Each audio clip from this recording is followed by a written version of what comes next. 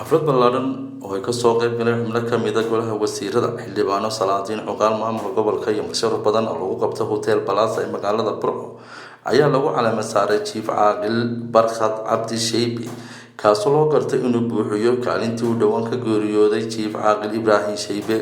xafladan ayaa ugu horreyn waxaa halkaasi ka hadlay Caaqil Gaaxnuug oo isagu ka hadlayay afka beesha calaamad saartay caaqilka.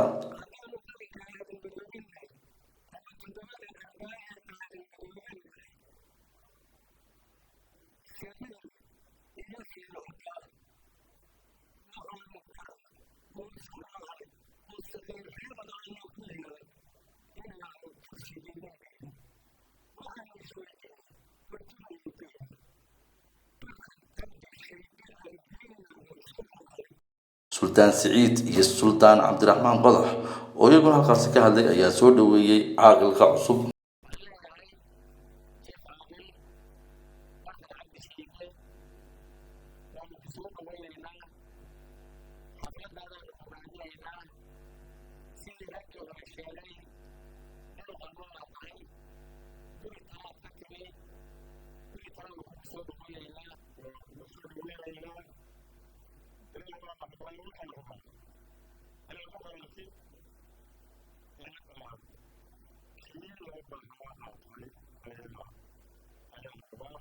wasiirka madaxtooyada Soomaaliya Xirsi Cali Xaaji Xasan iyo wasiirka caafimaadka Dr. Salmaan Xagla Toosiye ayaa iyaguna hambalyeeyay caaqilka la calaamad saaray.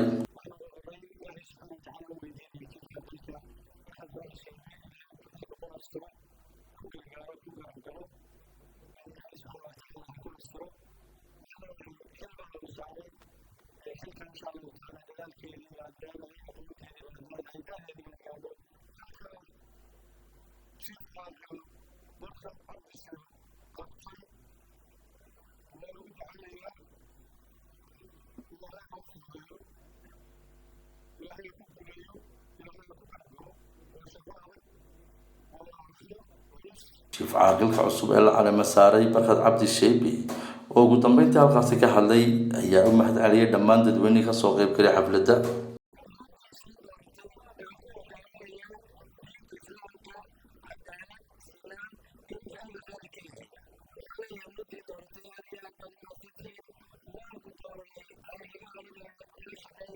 xafladan si ballaaran loo soo agaasimay ayaa waxaa kaloo ka hadlay xubno isugu jira cuqaal madaxda gobolka xildhibaano iyo marshar badan kuwaas oo dhammaantood u hambalyeeyay caaqilka la calaamad saaray.